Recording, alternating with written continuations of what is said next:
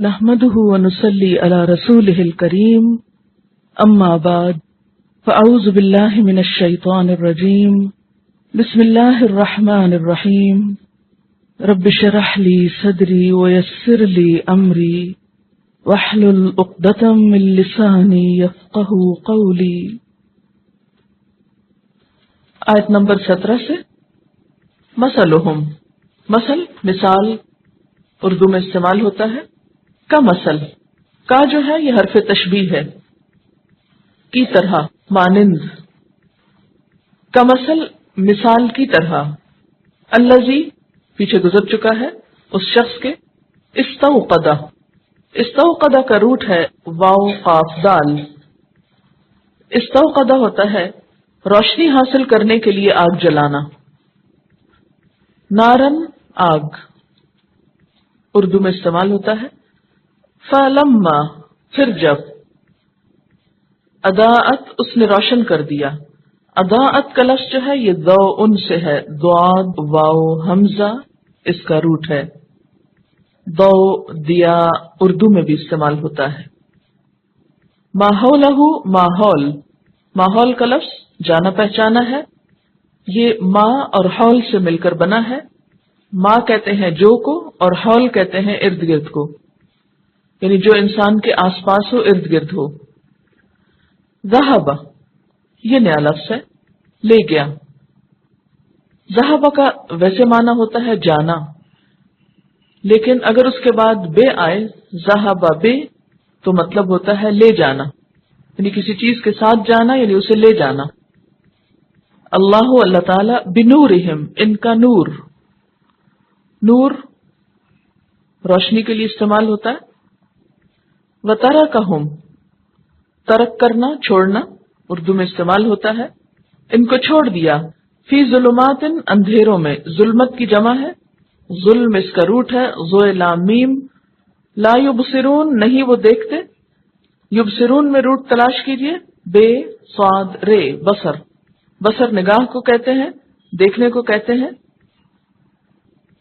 سمن صاد میم میم ہی اس کا روٹ ہے، سن نہ سکنا، بہرے ہونا، سمن بہرے ہیں یعنی سن نہیں سکتے، بکمن بول نہیں سکتے، امیون اندھے ہیں دیکھ نہیں سکتے، فہم لا یرجعون تو وہ نہیں پلٹیں گے۔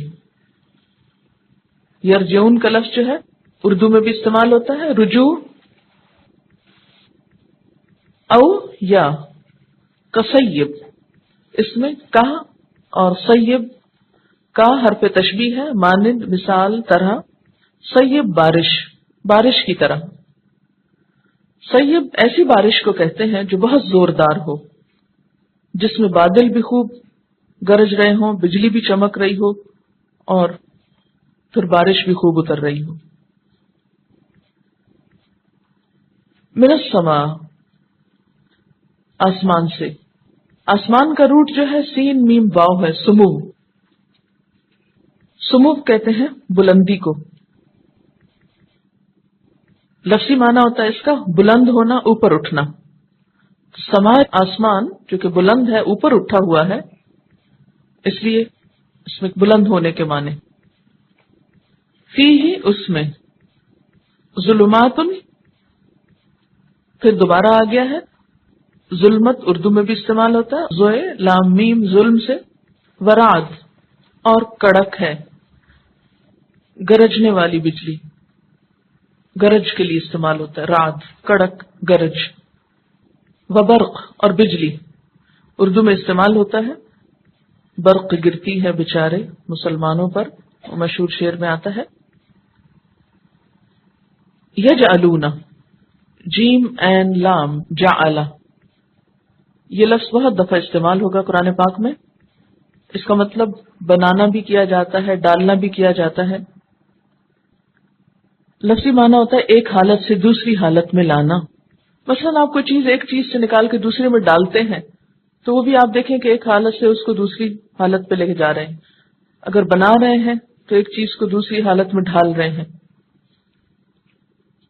کرنے کے معنوں میں بھی استعمال ہوتا ہے۔ اصابع اسبع کی جمع، اسبع انگلی کو کہتے ہیں، فنگر. فی آذانہم، آذان اذن کی جمع ہے، اذن، اذن کان کو کہتے ہیں. آذان یہ نماز سے پہلے دی جانے والی آذان نہیں ہے، یہ کان کے معنوں میں استعمال ہو رہی. من الصواعق، صواعق صاعقہ کی جمع ہے، ہوش و حواس گم کر دینے والی بجلی. شدید بجلی کی کڑک جو گرے بھی، بجلی جب کڑکنے کے بعد گرتی ہے نا، اس کو صاعقہ بولتے ہیں. اور گر کر بھسم کر دے، جلا دے. خوفناک آواز سے بے ہوش ہونے کے لیے بھی لفظ استعمال ہوتا ہے. حذر، حذر کہتے ہیں ڈر کو، اندیشے کو. اس کا معنی بچنا بھی ہے، محتاط ہونا. الموت، موت اردو میں استعمال ہوتا ہے، سب کو معلوم ہے، سب پر آنی ہے.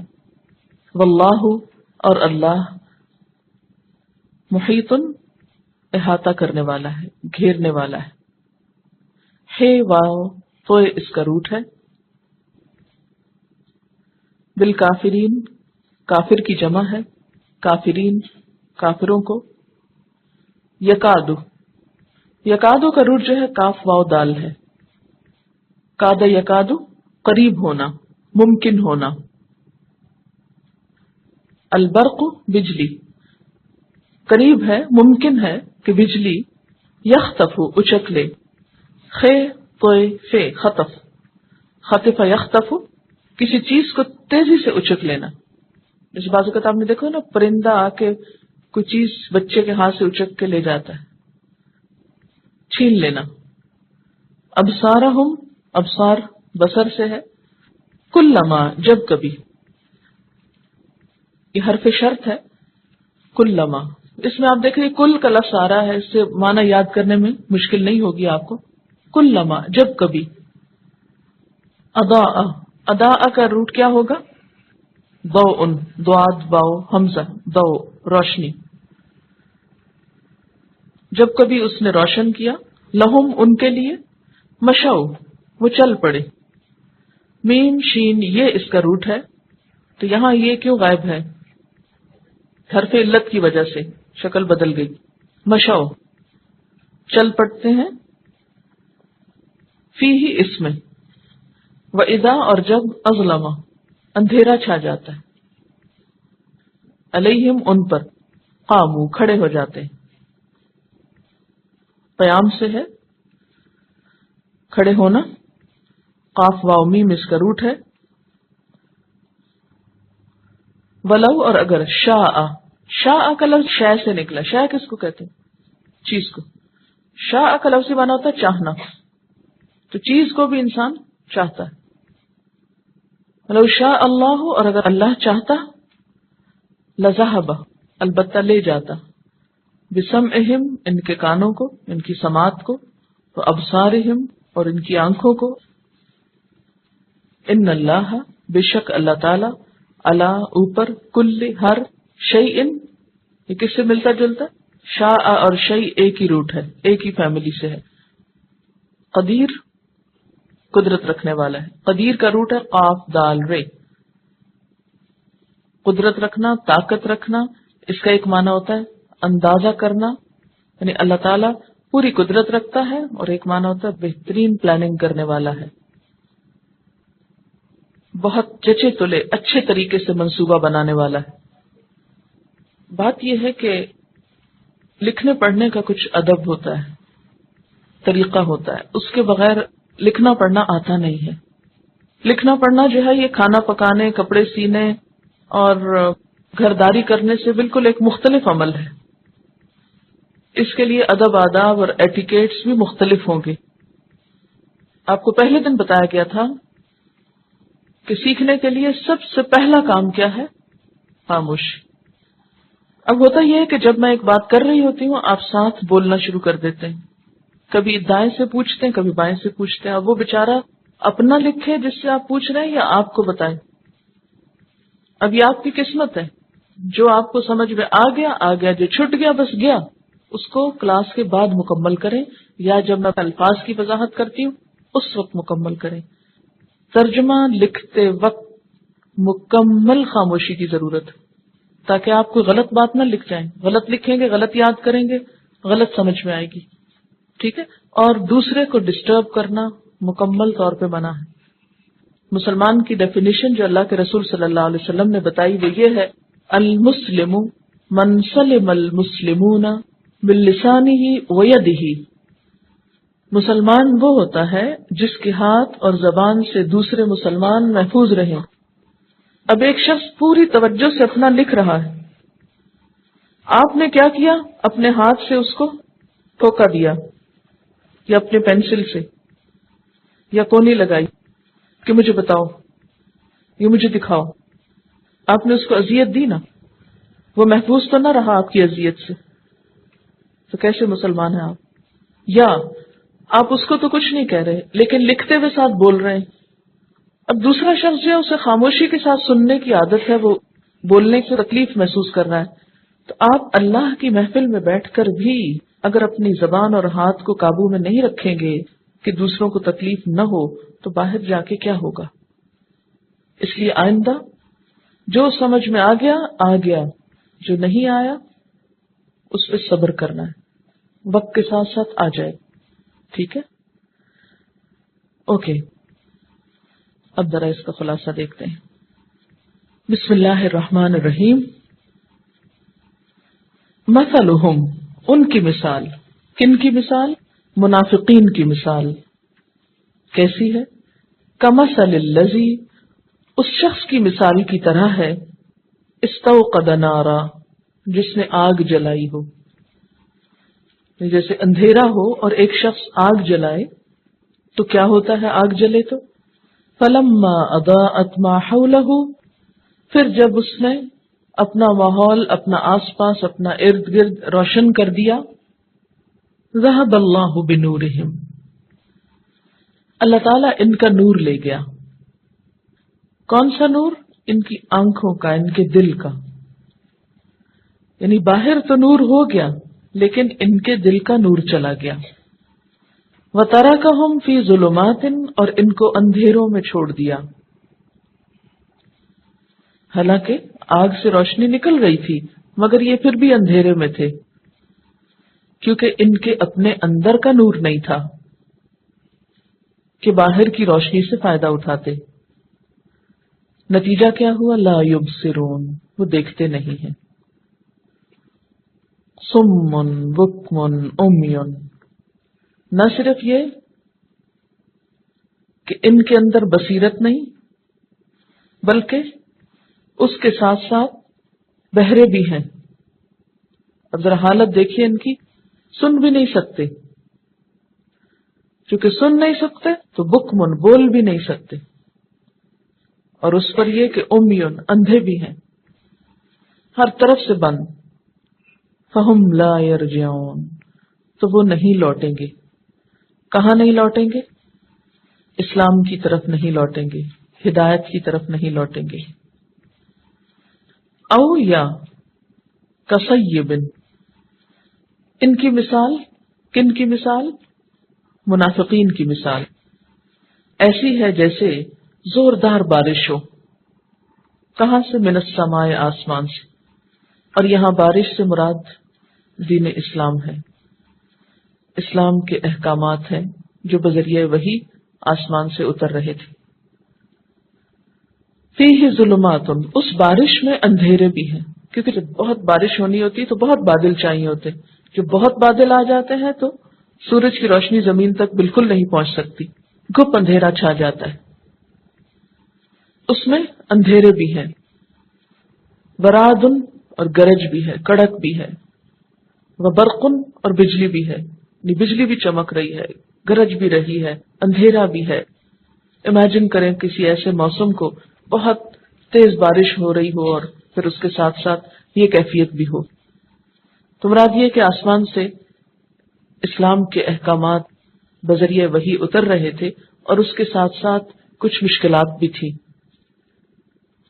یہ منافق ایسے موقع پر کیا کرتے تھے؟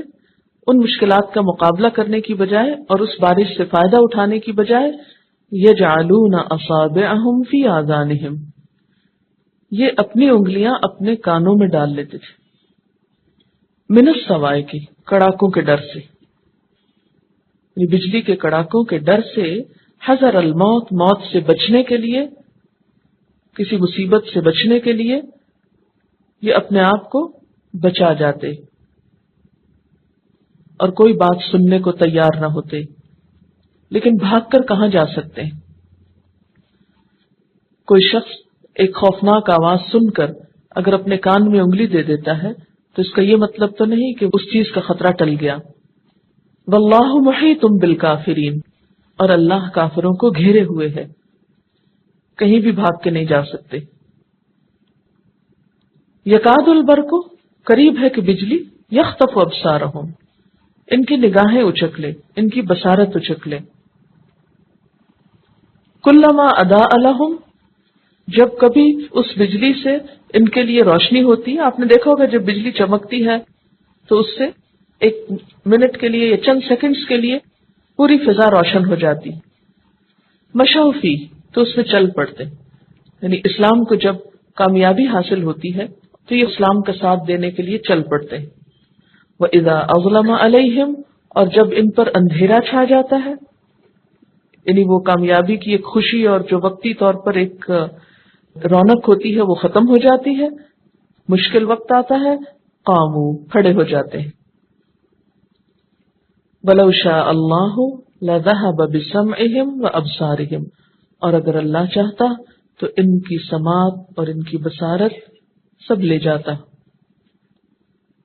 یعنی انہیں حق سے بالکل محروم کر دیتا۔ ان اللہ علی کل شیء قدیر، بے شک اللہ تعالی ہر چیز پر قدرت رکھنے والا ہے۔ یہ تو ہے ان آیات کا مختصر سا خلاصہ۔ اب ذرا سی تفصیل میں ان آیات کو دیکھتے ہیں۔ یہاں آپ دیکھ رہے ہیں کہ دو مثالیں بیان کی گئی ہیں۔ منافقین کی بھی دو قسمیں تھی۔ ایک تو وہ منافق تھے جن کا دل پوری طرح کافر تھا، پکے اعتقادی منافق، ان کے دل میں کفر تھا، لیکن صرف زبان سے اسلام کی تعریف کرتے یا اسلام کی قبولیت کا اظہار کرتے۔ تو پہلی مثال ان کی ہے، مثلہم کمثل الذی استوقد نارا۔ اس کی تفسیر حضرت عبداللہ بن مسعود نے کچھ یوں بیان کی ہے، اور بعض دوسرے صحابہ بھی ان کے ساتھ ہیں اس میں۔ کہتے ہیں کہ نبی صلی اللہ علیہ وسلم جب مدینہ تشریف لائے تو کچھ لوگ مسلمان ہو گئے، لیکن پھر جلد ہی منافق ہو گئے۔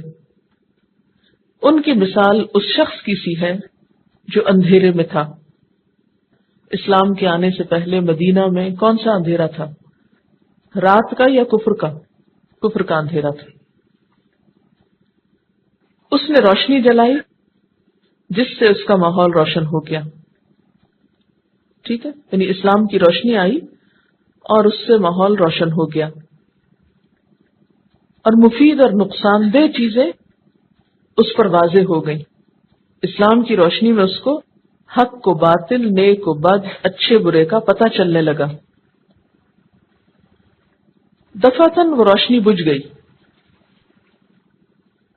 وہ روشنی باہر کی نہیں تھی،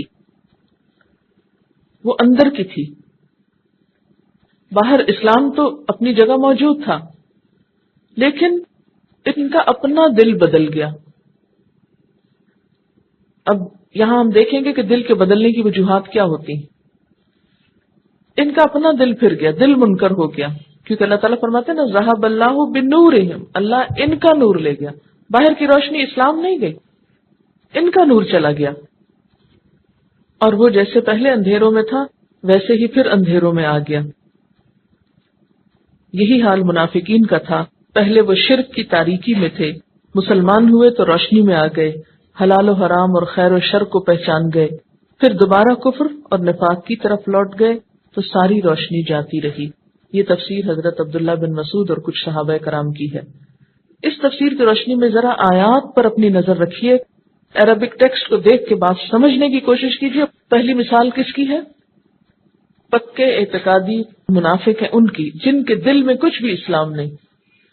ٹھیک، ان کا حال کیا ہے کہ اسلام سے پہلے کہاں تھے؟ یہ اندھیرے میں تھے، کفر کے اندھیرے میں. تو مثلہم کمثل الذی استوقد نارا. ٹھیک، اس اندھیرے میں ایک روشنی ہوئی، ایک شخص نے روشنی کی. ٹھیک، فلما اضاءت ما حولہ، جب وہ ماحول روشن ہو گیا، کس کی وجہ سے؟ اسلام کی وجہ سے. ذہب اللہ بنورہم، اللہ ان کا نور لے گیا، ان کے اندر کی روشنی بجھ گئی، ایمان ختم ہو گیا. ایمان کے ختم ہونے کی وجہ سے وترکہم فی ظلمات، ان کو اندھیروں میں ہی چھوڑ دیا.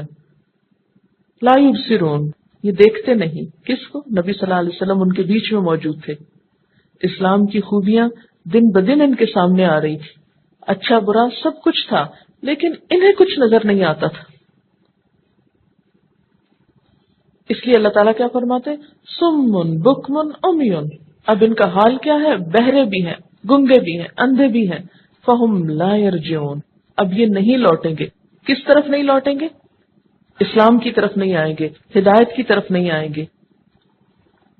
ایسا کب ہوتا ہے کہ ایک شخص کو حق نظر آ جاتا ہے پھر وہ اپنی آنکھ بند کر لیتا ہے؟ ایسا کیوں ہوتا ہے اور کب ہوتا ہے؟ مشکلات سے گھبرا کے اور اس کے کچھ مفادات پہ زد پڑتی ہے اور نفس کی خواہشات اس کے آڑے آتی ہیں، ان کو اسلام کے لیے کوئی قربانی کرنی پڑتی ہے تو پھر ان کے مفادات پہ زد پڑتی ہے. نیکی کے راستے پہ چلنا اس کو مشکل نظر آتا ہے. ایک طرح کی بزدلی ہوتی ہے کہ انسان ماحول کا مقابلہ نہیں کر سکتا، اور اس کا اندرونی تعصب ہوتا ہے، حسد ہوتا ہے،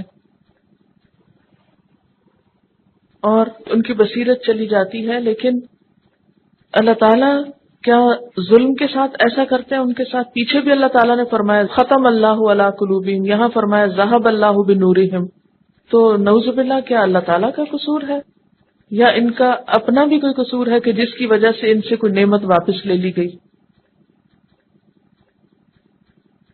اب آپ دیکھیے کہ اللہ تعالیٰ نے ان کو آنکھیں تو دی ہے نا، عقل بھی دی، سننے کی قوت بھی دی، اور باہر حضور صلی اللہ علیہ وسلم کو بھی بھیجا، ان کی بتائی ہوئی باتیں بھی سمجھ میں آ رہی ہیں، لیکن ماننے کو اپنا دل نہیں چاہتا. کیونکہ کچھ اسباب اور کچھ وجوہات ایسے ہوتے ہیں کہ بسا اوقات انسان کے اندر ایک جیلسی ہوتی ہے کسی کے لیے، یہ کہہ رہا ہے اس کی بات نہیں ماننی. بنیادی طور پر یہ جو اعتقادی منافق تھے نا، یہ یہود میں سے تعلق رکھتے تھے. یہ ایک بات یاد رکھیں گے تو آپ کو بات آسانی سے سمجھ میں آئے گی. اچھا، تھوڑا سا آپ کو یہ بھی اگر پتا ہو کہ حضور صلی اللہ علیہ وسلم جب مدینہ میں تشریف لائے تھے تو وہاں کون کون رہتے تھے؟ یہود تھے اور انصار تھے. وہاں کے لوکلز تھے، اوس اور خزرج کے قبائل تھے جن کو انصار کہا گیا، اور تیسرے مسلمان مہاجرین. تو آپ کے جانے کے بعد مدینہ کی آبادی جو تھی وہ 3 اجزاء پر مشتمل تھی، یہود اور انصار اور مہاجرین. ٹھیک ہے، یعنی مسلمان 2 قسم کے تھے.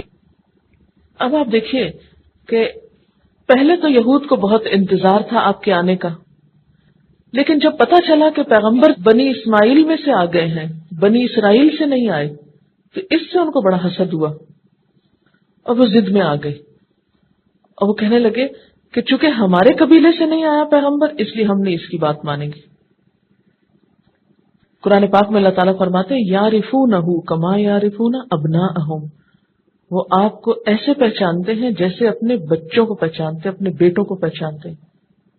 نظر آ رہا تھا ان کو کہ آپ سچے نبی، یہ دین اسلام کی بات سچی ہے، لیکن چونکہ وہ ان کے بیچ میں سے نہیں تھے، باہر سے آئے تھے، اس لیے ان کی بات ماننے سے انکار کرتے تھے. یہ تعصب ان کے حق کی قبولیت کے راستے میں رکاوٹ بن گیا. اندھے، بہرے، گنگے، ہر طرح سے انہوں نے اپنے آپ کو بند کر لیا، اس لیے اللہ تعالیٰ کیا فرماتے ہیں؟ فَهُمْ لَا يَرْجِعُونَ، وہ نہیں لوٹیں گے. کدھر نہیں لوٹیں گے؟ ہدایت کی طرف نہیں لوٹیں گے، دین کی طرف نہیں لوٹیں گے. یاد رکھیے یہاں پھر بات وہ ذالک الکتاب کے ساتھ جا کے جڑ رہی ہے. ذالک الکتاب لا ریب فیہ ھدی للمتقین. تو متقین کے لیے تو یہ ہدایت ہے، لیکن تعصب رکھنے والوں کے لیے ہدایت نہیں ہے. سمن بکمن امیون کے لیے ہدایت نہیں ہے. اچھا چلیے چھوڑیے منافقین کو، ذرا ہم اپنی بات کرتے ہیں. آپ نے کبھی غور فرمایا کہ ہم بعض اوقات ایک بات سنتے ہوئے بھی نہیں سنتے؟ کیوں؟ مثلاً آپ کی دلچسپی کی بات نہیں، یا آپ کے ذہن میں کوئی اور بات چھائی ہوئی ہے، پیچھے گھر کا کوئی مسئلہ آپ کے ذہن پہ اٹکا ہوا ہے، تو کیا نتیجہ ہوگا؟ سنا ہی کچھ نہیں. تو جب کسی انسان کے اوپر ایسے تاثرات یا ایسے جذبات یا خیالات یا تعصبات یا کوئی بھی ایموشنل کیفیت ایسی چھائی ہوئی ہو کہ جو اس کے ہوش و حواس کو اپنے قابو میں کیے ہوئے ہو، تو وہ جس مجلس میں ہوتا ہے اس کی بات اس کو سمجھ میں نہیں آتی، کیونکہ پردہ پڑ گیا نا. ان خواہشات کا، خیالات کا، سوچوں کا، پریشانیوں کا پردہ پڑا ہوا ہے، لہذا آوازیں ٹکرا رہی ہیں آپ کے کان سے مگر آپ کو سمجھ کچھ نہیں آ رہی. ایسے لوگوں کو پھر ہدایت نہیں ملتی. تو منافقین کے دل، دماغ، آنکھوں، کانوں پر پردے پڑے ہوئے تھے، تعصب کے پردے. وہ حضور صلی اللہ علیہ وسلم کی بڑائی کو ماننا نہیں چاہتے تھے. ایسا شخص پھر ہدایت سے محروم رہتا ہے، جو تکبر میں مبتلا ہو جائے کہ نہیں میں اس سے زیادہ پڑھا لکھا ہوں، میں اس سے زیادہ جانتا ہوں، میں اس سے زیادہ قابل اور ذہین ہوں. ایسا شخص کبھی بھی دوسرے سے سیکھ نہیں سکتا کچھ. ان کا حال بھی یہی تھا، کیونکہ جو لوگ حق کو ماننے کی بجائے حق کو اپنی مرضی کے مطابق ڈھالنا چاہیں وہ ہدایت نہیں پا سکتے. اس کے بعد ایک اور مثال ہے، دوسری قسم کے منافق، جن کے دل میں ایسا کفر تو نہیں تھا، بس ڈاواں ڈول قسم کے تھے، بیچ بیچ میں تھے. ان کا حال کیا تھا؟ او کصیب من السماء، یا آسمان سے زور کی بارش ہو. یہ بارش کیا تھی؟ اسلام کی بارش. لیکن آپ کو معلوم ہے کہ بارش اکیلی تو نہیں آتی نا، ایسے آسمان سے پانی کے قطرے تو نہیں اترنے لگتے. بارش کب آتی ہے؟ جب بادل ہوں، اور بادل بھی کیسے ہوں؟ گہرے بادل ہوں.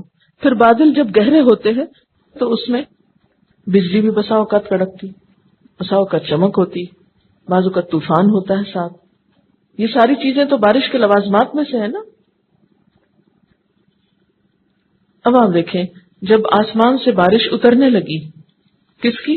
اسلام کی. فیہ ظلمات ورعد وبرق، اس میں اندھیرے بھی تھے، کڑک بھی تھی، بجلی بھی تھی، آزمائشیں بھی تھی، ساتھ مشکلات بھی تھی، پابندیاں بھی تھی، کچھ ایسے احکامات بھی تھے جو ان کی مرضی کے خلاف تھے. اب یہ کیا کرتے؟ یجعلون اصابعہم فی آذانہم، یہ اپنی انگلیاں اپنے کانوں میں ڈال لیتے تھے. انگلیاں کانوں میں انسان کب ڈالتا ہے؟ ذرا امیجن کریں، آپ اپنے کانوں پہ کب ہاتھ رکھتے ہیں؟ جب کوئی چیز نہیں سننا چاہتے، جب آپ کسی چیز سے بیزاری کا اظہار کرتے ہیں، بس کرو مت سناؤ، نہیں سن سکتے. اللہ تعالیٰ فرماتے کہ انہوں نے صرف ہاتھ ہی نہیں کانوں پہ رکھے، بلکہ کیا کہ انگلیاں کانوں میں ٹھونس لی. کیوں؟ من السوائے کے کڑاکوں کی وجہ سے، ان خوفناک خبروں کی وجہ سے، ان چیزوں اور ان باتوں کی وجہ سے جو ان کو ناپسند تھی. حذر الموت، موت کے ڈر سے، کہیں ہم مر نہ جائیں اسلام کے لیے قربانی دیتے ہوئے. لیکن یہ ان کی کتنی بڑی حماقت تھی.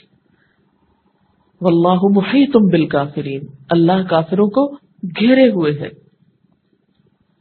یہاں کافروں سے مراد کون ہے؟ یہ منافق، بات نہ ماننے والے. یہ کیا سمجھتے ہیں کہاں بھاگ کے جائیں گے؟ یہ تو بالکل ایسے ہی ہے نا جیسے سفاری میں جانوروں کو کھلا چھوڑا ہوا ہوتا ہے، لیکن دور دور تک باڑ ہوتی ہے، جانور یہ سمجھتے ہیں کہ ہم یہاں آزاد ہیں، حالانکہ وہ آزاد نہیں ہوتے. وہ گھیرے میں ہوتے ہیں. تو بالکل انسان اس دنیا میں کیا سمجھتا ہے کہ جیسے ہم یہاں آزاد ہیں. ہم کیا سمجھتے ہیں جب اللہ کی نافرمانی کرتے ہیں؟ ہمیں کوئی نہیں پوچھ سکتا، کون پکڑے گا؟ اور خصوصاً جب کوئی گناہ کر کے پکڑ نہ آئے. لیکن اللہ تعالیٰ فرماتے ہیں یہ ان کی بھول ہے. واللہ محیط بالکافرین، اللہ کافروں کو گھیرے ہوئے ہے، یہ بھاگ نہیں سکتے. جیسے ایک جانور ایک بڑے میدان میں بھاگ کے خوش ہو کہ میں آزاد ہوں، تو وہ آزاد نہیں ہے. جب وہ اینڈ پہ پہنچے گا پتہ چلے گا آگے تو بڑی رکاوٹیں، بھاگ نہیں سکتا. اسی طرح ہم بھی بسا اوقات کیا سمجھتے ہیں کہ ہم اس دنیا میں آزاد ہیں، حالانکہ موت ہمارا پیچھا کر رہی ہے. یکاد البرق یخطف ابصارہم، قریب ہے کہ بجلی ان کی نگاہیں اچک لے. جیسے ان کا نور لے گیا تھا نا اللہ تعالیٰ، قریب ہے کہ ان کا بھی چلا جائے، ان سے بھی حق کی قبولیت کی صلاحیت بالکل چھن جائے. چونکہ یہ پکے اعتقادی منافق نہیں تھے، عملی منافق تھے، اس لیے ان کو کچھ ڈھیل دی ہوئی تھی کہ شاید یہ سنبھل جائیں. کلما اضاء لهم مشوا فیہ، جب کبھی اس نے ان کے لیے روشنی کی کہ اس میں چل پڑے. یعنی اسلام کو جب کبھی کوئی کامیابی نصیب ہوئی تو کیا کیا انہوں نے؟ چل دیے. کہاں چل دیے؟ اسلام کا ساتھ دینے کے لیے چل دیے، اسلام کی حمایت میں چل دیے. یعنی جب جنگ بدر آئی، مال غنیمت حاصل ہوا یا فتح مکہ ہوا، تو انہوں نے کیا کیا؟ اسلام اسلام کے نعرے لگانے شروع کر دیے. کلما اضاء لهم، یا اضاء ال، روشنی سے مراد کیا ہے؟ اسلام کو ملنے والی کامیابی. جب اچھے دن آتے تو یہ اسلام کے دوست بن جاتے. وَإِذَا أَظْلَمَ عَلَيْهِمْ، اور جب جنگ خندق آتی یا تبوک آتی، قاموا، کھڑے ہو جاتے، پھر جہاد کے لیے نہیں نکلتے تھے. اسلام کے مشکل وقت میں ساتھ نہیں دیتے تھے. وَلَوْ شَاءَ اللَّهُ لَذَهَبَ بِسَمْعِهِمْ وَأَبْصَارِهِمْ، اگر اللہ چاہتا ان کے کان اور ان کی آنکھیں لے جاتا. جیسے پچھلے والے گروہ کے ساتھ کیا کیا تھا اللہ تعالیٰ نے؟ ذَهَبَ اللَّهُ بِنُورِهِمْ، اللہ ان کا نور لے گیا. ان کے ساتھ بھی یہ ہو سکتا تھا لیکن ان کے ساتھ نہیں کیا، ابھی بھی ان کو مہلت دی ہوئی ہے. ان اللہ علی کل شیء قدیر، بے شک اللہ ہر چیز پر پوری قدرت رکھتا ہے. یعنی ان کے اسلام کی طرف مائل ہونے کے چانسز موجود تھے، یہ اسلام کی طرف آ سکتے تھے، یہ ہدایت کی طرف آ سکتے تھے. اب دیکھیے کہ ہم لوگ کیا کر رہے ہیں. ہم کس وقت اسلام کا ساتھ دیتے ہیں، ہم کس وقت اسلام کی طرف آتے ہیں؟ جب ہمیں کوئی اسلام میں فائدہ نظر آتا ہے. اور اگر ہمیں اسلام کی خاطر کوئی قربانی دینی پڑے، اپنا وقت لگانا پڑے، مال لگانا پڑے، محنت کرنی پڑے، تو ہم کیا کرتے ہیں؟ پیچھے ہٹ جاتے ہیں. یہ ہم سے نہیں ہوتا، یہ بہت مشکل ہے. اسلام کی جو مشکل یا قربانی والی چیزیں ہیں ان کو ہم اسلام ماننے کو بھی تیار نہیں ہوتے. ہم یہ چاہتے ہیں کہ ان کو اسلام کے نام سے بتایا ہی نہ جائے، اسے مولویوں کی بات کہہ کے ٹھکرا دیا جائے. اتنی سی بات بھی اندر نہیں جانے دیتے. کہ یہ جو اللہ تعالیٰ نے فرمایا نا کہ جب کبھی کوئی مشکل آتی ہے تو پھر کیا کرتے ہیں؟ وہ اپنی انگلیاں اپنے کانوں میں ڈال لیتے ہیں، پکا بند کر لیتے. یہ حکم ہم کو نہ سناؤ، یہ بات ہم نہیں سننا چاہتے، سنی انسنی کر دیتے، گویا سنی ہی نہ ہو. کتنی پرفیکٹ مثال اللہ تعالیٰ نے دی کہ جیسے ایک بوٹل ہوتی ہے نا، اس کو سیل کرنے کے لیے کیا ڈالتے ہیں؟ اس میں کاک ڈالتے ہیں تو وہ اس کے اندر جا کے فٹ ہو جاتا ہے، سیل ہو جاتا ہے، پھر نہ اندر کی چیز باہر نہ باہر کی اندر. اور دین کے حکم کو سننا، اس پر عمل کرنا، ان کو ایسے ہی لگتا ہے جیسے موت کے منہ میں جانا، جیسے مرنا پڑ رہا. اب آپ دیکھیے کہ ذرا ہم اپنی اپنی زندگی سے نکالیں کہ کون سا حکم میرے لیے اس طرح ہے کہ مجھے اس پر عمل کرنا بالکل ایسے ہی لگتا ہے جیسے مرنے کی طرح مشکل لگتا ہے، حالانکہ مجھے پتا ہے وہ حرام ہے، غلط ہے، ناجائز ہے. بے شک آپ مجھے نہیں بتائیے، اپنے آپ سے سوال کیجیے. ہم میں سے بہت سے ڈھیروں ملینز ٹریلینز اربوں لوگ کلمہ لا الہ الا اللہ پڑھتے ہیں، لیکن ہمارا عملی طور پر حال کیا ہے؟ لکھیے اپنے پاس سوال. کیا میں اللہ تعالیٰ کے ہر حکم کو خوشی کے ساتھ سنتی ہوں اور قبول کرتی ہوں؟ کہیں ایسا تو نہیں کہ اللہ تعالیٰ کی کوئی بات، اللہ تعالیٰ کا کوئی حکم سن کر میرا حال ان منافقوں کی طرح ہوتا ہو؟ کیونکہ ہمیں اپنے ایمان کا خود جائزہ لینا ہے نا کہ ہم کہاں کھڑے ہیں. یاد رکھیے کہ کسی شخص کو یہ حق نہیں وہ دوسرے کو منافق کہے صرف اس کے ظاہری حال حلیے کو دیکھ کر. ہمیں کوئی حق نہیں کہ ہم کسی کے اوپر ججمنٹ پاس کریں کہ یہ شخص تو مجھے منافق لگتا ہے کیونکہ یہ فلاں حکم پر عمل نہیں کرتا. اس سے پرہیز کیجیے. لیکن ہر شخص اپنا جائزہ تو خود لے سکتا ہے نا، اور لینا چاہیے. اگر ہم اپنے لیے خود سنسیئر ہیں، اپنے خیر خواہ ہیں، تو ہمیں دنیا میں ہی اپنے آپ کو پرکھ لینا چاہیے. بہت سے لوگ قرآن پاک پڑھنا ہی نہیں چاہتے. کیوں پتا ہے آپ کو؟ سننا ہی نہیں چاہتے. کہتے مت سناؤ، ڈر لگتا ہے سن کے، کہیں سن لیا تو پھر عمل کرنا پڑ جائے گا. اللہ کی بات سننے سے ڈرنا یہ سچے مومنوں کی صفت نہیں. اسی لیے قیامت کے دن لوگ کیا کہیں گے؟ لو کننا نسمع او نعقل ما کننا فی اصحاب السعیر. کاش ہم سن لیتے یا ہم سمجھتے ہوتے تو ہم دوزخ والوں میں شامل نہ ہوتے. ہم سن تو لیتے، لیکن منافق سننے سے بھی ڈرتے. تو جب کوئی سننا چاہتا ہی نہیں تو پھر اللہ تعالیٰ سننے کی توفیق بھی لے جاتا. جب کوئی دیکھنا نہیں چاہتا تو اللہ تعالیٰ دیکھنے کی قوت لے جاتا ہے. اللہ پھر نور ہی لے جاتا ہے دیکھنے. اللہ تعالیٰ کی عبادت کرنے کے لیے انسان کو رہنمائی چاہیے، ہدایت چاہیے. اس کے لیے اللہ تعالیٰ نے کتاب اتاری. ذالک الکتاب. کتاب کہاں ہے؟ ہمارے سامنے یا ہمارے ہاتھ میں ہے نا. اب یہاں اللہ تعالیٰ نے ایک عدالت قائم کی ہے اور انسانوں کو مختلف گروہوں میں بانٹ دیا ہے. اب تک جن کا ذکر ہوا وہ متقی، کافر، منافق. اور منافق کی پھر دو قسمیں آئیں، اعتقادی اور عملی. ان سب کے ساتھ اللہ تعالیٰ کا معاملہ مختلف ہے. کتاب سب کے لیے موجود ہے، ٹھیک ہے نا. کتاب سے فائدہ اٹھانے کے لیے شرط کیا ہے؟ تقوی. اور پھر تقوی کی شرائط آپ پڑھ چکے ہیں. ایسے لوگوں کے لیے اللہ تعالیٰ نے ہدایت کا راستہ کھلا رکھا ہے. الا ھدی من ربہم، ٹھیک ہے.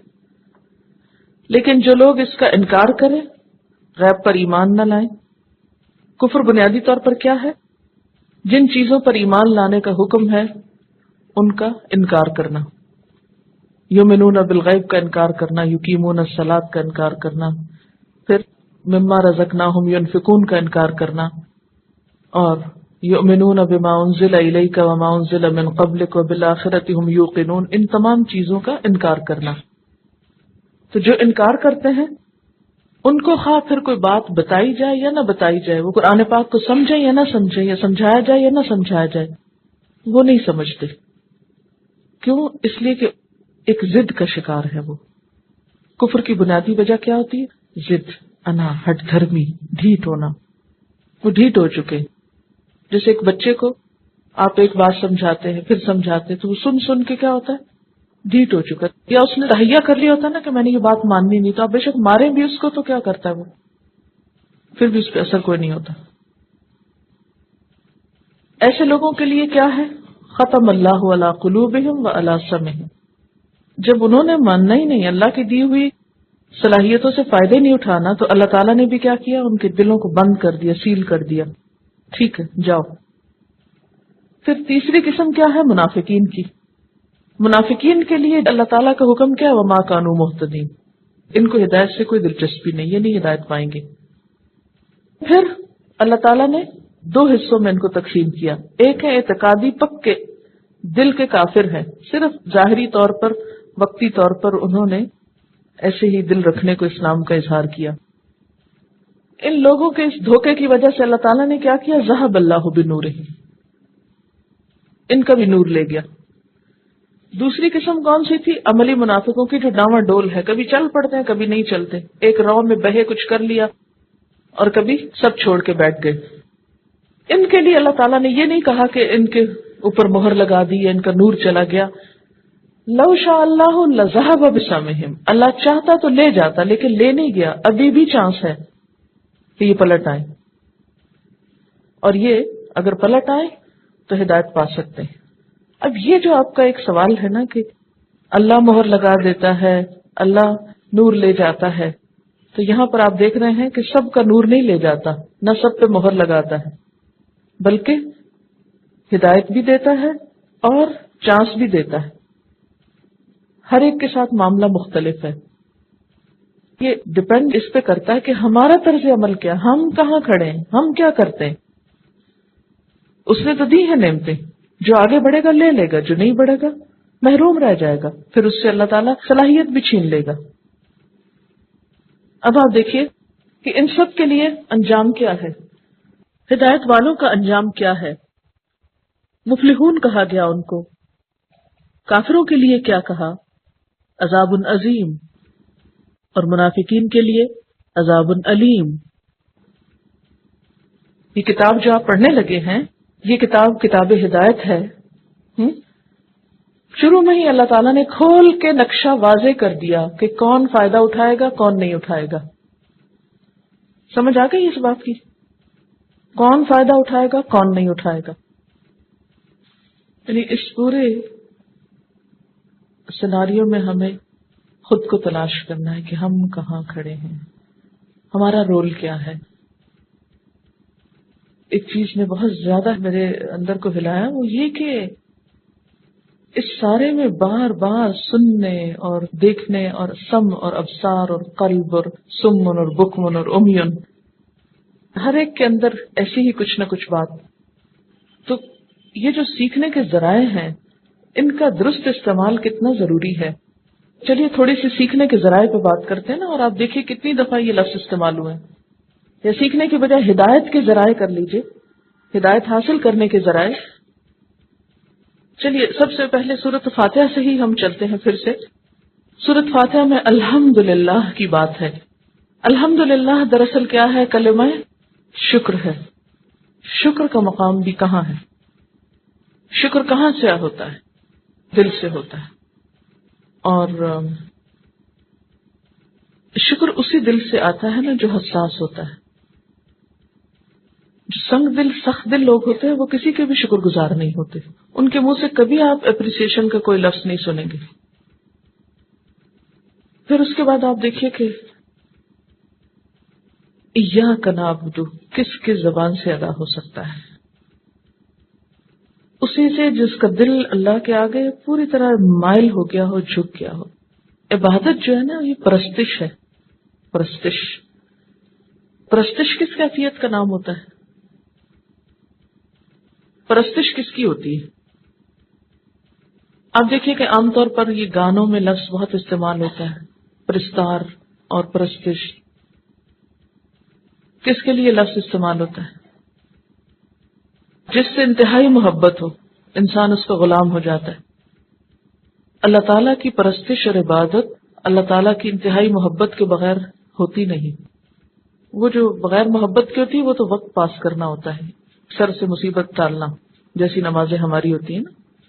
لیکن ایاک نعبد صرف وہ کہہ سکتا ہے جس کے دل میں اللہ تعالیٰ کی شدید محبت ہوتی ہے، اور وہ اللہ تعالیٰ کی ذات کو ہر چیز سے زیادہ بڑا اور اہم سمجھتا ہے۔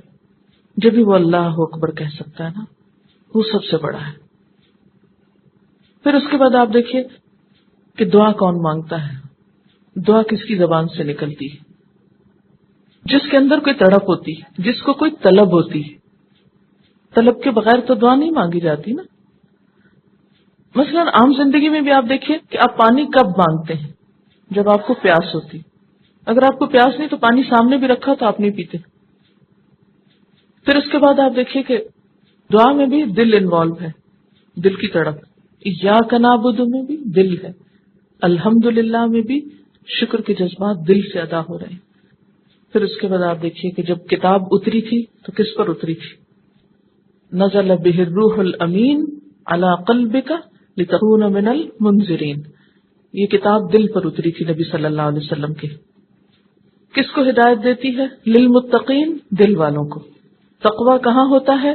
نبی صلی اللہ علیہ وسلم نے واضح طور پر فرمایا اپنے قلب مبارک کی طرف اشارہ کر کے، اور 3 دفعہ یہ بات فرمائی، التقوی ہا ہونا، التقوی ہا ہونا، التقوی ہا ہونا. تقوی یہاں ہوتا ہے، یعنی دل میں ہوتا ہے. پھر دل کے بارے میں آپ صلی اللہ علیہ وسلم نے فرمایا جسم میں ایک ٹکڑا ہے گوشت کا، اذا صلح صلح الجسد کلہ، جب وہ درست ہوا تو سارا جسم درست ہو جاتا ہے. وَإِذَا فَسَدَتْ فَسَدَ الْجَسَدُ كُلُّهُ، اور جب وہ بگڑتا ہے تو سارا جسم بگڑ جاتا ہے. الا وہی القلب، سنو وہ دل ہے. تو اس سے کیا پتہ چلتا ہے کہ انسان کا دل جو ہے اس کی انوالومنٹ جو ہے کتاب سیکھنے کے لیے، اس کا شوق جو ہے، اس کا احساس جو ہے، اس کی تڑپ، اس کی طلب، یہ انتہائی ضروری ہے. اب دیکھیں جس کے اندر کتاب کو سیکھنے کا شوق ہوگا نا، وہ دنیا بھر کے کام چھوڑ دے گا نا، ہر چیز چھوڑ کر آپ پہنچے گا. چلیے کتاب کو چھوڑیں، اس وقت کوئی بھی چیز سوچیں جس کا آپ شوق رکھتے ہیں، جس سے آپ محبت رکھتے ہیں.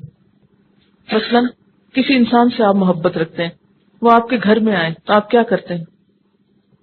سارے کام چھوڑ کر اس کے پاس بیٹھ جاتے ہیں. ٹھیک ہے نا؟ اچھا، میز پر بہت سے کھانے رکھے ہیں، ایک کھانا آپ کو بہت پسند ہے، آپ کیا کرتے ہیں؟ ساری چیزیں بھول کر اس کو کھانے لگتے ہیں، ہے نا؟ اسی طرح ٹیلی ویژن کا کوئی پروگرام آپ کو بہت پسند ہے تو آپ کیا کرتے ہیں؟ جلدی جلدی سارے کام ختم کر لیتے ہیں اور ہر چیز سے فارغ ہو کر پھر آپ آرام سے بیٹھ کے دیکھتے ہیں. جس چیز کی طرف ہمارا دل ہوتا ہے اس کام کو کرنے کے لیے ہم ہر قربانی کرنے کو تیار ہو جاتے ہیں. تو یہ کتاب بھی اس وقت تک سمجھ میں نہیں آتی، اس کا حق بھی اس وقت تک ادا نہیں ہو سکتا جب تک آپ اس کو ہر چیز سے زیادہ اہمیت نہ دیں، جب تک یہ آپ کو ہر چیز سے زیادہ پیاری نہ ہو جائے. آپ اس کا حق نہیں دے سکتے. اپنے دل میں اس کا مقام ڈھونڈیے، اس کی جگہ تلاش کیجیے، کہاں رکھا ہوا اس کو. اچھا، ویسے تو ہم اتنے کانشیس ہوتے ہیں نا کہ اگر قرآن پاک کے اوپر کوئی اور چیز کوئی رکھ دے تو ہم کہتے ہیں ہٹاؤ ہٹاؤ، اس کے اوپر نہیں رکھو، اس کو سب سے اوپر رکھو، ایسے ہی کرتے ہیں نا. لیکن اس وقت ہم اپنے آپ کو دیکھیں کہ کیا آج تک جتنے علوم پڑھے، ان کے لیے جتنی محنت کی، جتنی ڈگریاں کی ہوئی ہیں آپ نے، ان کے لیے جتنا پڑھا آپ نے، جتنی کوشش کی، کیا اتنی ہی اس کتاب کے لیے کر رہے ہیں؟ دوسرے سکولز میں آپ جاتے ہیں، کتنا ان ٹائم ہوتے ہیں نا. آپ نے کبھی یہ کیا کہ روز سکول سے بچے کو جلدی اٹھوا لیں، بلوا لیں؟ تو جب تک ہمارا دل نہیں اس میں انوالو ہوگا نا تو تقوی کی وہ کیفیت پیدا نہیں ہوگی. تقوی والا دل جو ہوتا ہے نا، جس میں یہ کتاب اترتی ہے، وہ شوق رکھنے والا دل ہوتا ہے، حساس فکر مند دل ہوتا ہے، وہ تڑپنے والا دل ہوتا ہے. اس کے بعد آپ دیکھیں کہ آگے ہم چلتے ہیں، جہاں کافروں کی بات ہوئی تو ان کے دلوں کے ساتھ کیا ہوا؟ ختم اللہ علی قلوبہم، ان کے دلوں پہ اللہ نے مہر لگا دی، ان کے ڈھیٹ پن کی وجہ سے. ان کو بھی چانسز ملے تھے، ان کو بھی مواقع ملے تھے، ان کے سامنے بھی حق آیا تھا، لیکن انہوں نے کیا کیا؟ اس کو اہم نہیں سمجھا، اس کا مذاق اڑایا، اس کو ایک طرف رکھ دیا. ساتھ ہی اللہ تعالیٰ نے سمعہم اور ابصارہم کی بھی بات کی. یہاں متقین کے لیے صرف دل ہی کافی تھا. جب دل جاگتا ہے تو آنکھیں جاگ جاتی ہیں نا، کان جاگ جاتے ہیں. لیکن یہاں پر کیا ہوا؟ قلوب کے ساتھ سم اور ابصار بھی جاتی رہی، وہ بھی بیکار اور نکارہ ہو گئی، اس لیے ہدایت نہیں مل سکتی. پھر آیت نمبر 10 میں آپ دیکھیے منافقین کا کیا مسئلہ ہے. فی قلوبہم مرض، ان کے بھی دلوں کا مسئلہ ہے، ان کے دلوں میں بیماری ہے. متقین کے پاس بھی دل ہے، کفار کے بھی دل ہے، منافقوں کے بھی دل ہیں، لیکن دلوں کی کیفیت فرق ہے. فی قلوبہم مرض، ان کے دل بیمار ہیں. جنید بغدادی کہتے ہیں کہ دلوں کے امراض خواہشات نفسانی سے پیدا ہوتے ہیں، نفس کی خواہشات سے دل بیمار ہوتے ہیں. اچھا، اب پھر آ جائیں اعتقادی منافق پر. یہاں ان کے ساتھ بھی کیا ہوا؟ سمن بکمن عمیون، ان کے بھی دل بند ہیں. یہ اصل میں تو کافر ہی ہے نا، ٹھیک ہے نا، بس کچھ دیر کو انہوں نے اسلام کا اظہار کیا تھا. تو ختم والی کیفیت یہاں بھی ہے، ختم اللہ علی قلوبہم سمن بکمن عمیون کے ساتھ. پھر دوسرے منافق ہیں، ان کو اللہ تعالیٰ نے جب ہدایت دکھانا چاہی تو انہوں نے کیا کیا؟ اپنے ہی کان بند کیے. کان کیا ہے؟ دراصل دل کی طرف جانے کا راستہ، وہ راستہ بند کر دیا جس سے دل پہ اثر ہو. اور پھر وَلَوْ شَاءَ اللَّهُ لَذَهَبَ بِسَمْعِهِمْ وَأَبْصَارِهِمْ، پھر سم اور ابصار کی بات ہے. کبھی آپ نے اس سے پہلے غور کیا تھا کہ یہ چند ہی آیتوں میں اتنی دفعہ دل اور اتنی دفعہ کان اور آنکھ کی بات کیوں کی گئی؟ بہت سے لوگوں کو یہ شکایت ہوتی ہے نا، قرآن کی باتیں بہت سکیٹرڈ ہیں، کبھی کچھ سمجھ نہیں آتی ہے، کوئی لنک نہیں ہے ان میں. کیا واقعی ایسا ہے کہ لنک نہیں ہے؟ بہت گہرا لنک ہے، لیکن ہمیں نظر نہیں آتا نا، کیونکہ انسانی طریقوں سے مصنوعی لنک پیدا نہیں کیا گیا. تو سیکھنے کے لیے آپ کو پھر کیا کرنا ہے؟ اپنے دلوں کو زندہ کرنا ہے. جس علامہ اقبال نے کہا تھا نا، دل مردہ دل نہیں ہے، اسے زندہ کر دوبارہ، کہ یہی ہے امتوں کے مرض کہن کا چارہ. پرانی بیماریاں جو ہو جاتی ہیں ان کا علاج کس طرح ہو سکتا ہے؟ جب دلوں کو زندہ کیا جائے. سوال ہے، کیا پھر کافروں اور منافقوں کو سمجھانے کا فائدہ نہیں کیونکہ انہوں نے ماننا نہیں؟ کیا انہیں اسلام کی دعوت نہ دی جائے گی؟ اب آپ دیکھیے کہ اس وقت بات ہو رہی تھی نا کہ جب آپ خود سیکھنے چلے ہیں تو اپنے آپ کو تلاش کیجئے کہ کہاں کھڑے ہیں. اسی طرح جب آپ اس کتاب کو لے کر دنیا میں جائیں گے تو آپ کو اسی قسم کے لوگوں سے واسطہ پڑے گا. کچھ لوگ ایسے ہوں گے کہ جن کے سامنے کھلے گی کتاب تو فوراً وہ مسلمان ہو جائیں گے. ابھی ہماری پچھلے سال کی ایک اسٹوڈنٹ ہے، وہ جرمنی سے آئی تھی اور وہیں واپس چلی گئی. تو وہ آئی ہوئی تھی اور وہ بتا رہی تھی کہ رمضان کا مہینہ تھا تو ان کی بیٹی جہاں کام کرتی ہے تو ان کے آفس میں 2 جرمن تھے. تو ان سے ان کی بات ہوئی اور کہا کہ آپ لنچ ٹائم ہو گیا؟ کہ نہیں، ہمارا تو روزہ ہے. کہ آپ کا روزہ ہے؟ اس نے کہا ہاں، ہم نے قرآن پڑھا تھا، ہمیں اچھا لگا، ہم مسلمان ہو گئے اور ہم روزہ رکھتے ہیں. کسی سے نہیں ملے، کسی کے ساتھ کوئی لنک نہیں، کچھ نہیں، خود ہی پڑھا، خود ہی دیکھا، مسلمان ہو گئے. سچائی نظر آئی، دل کھلا، مان لیا، کوئی دیر ہی نہیں لگی.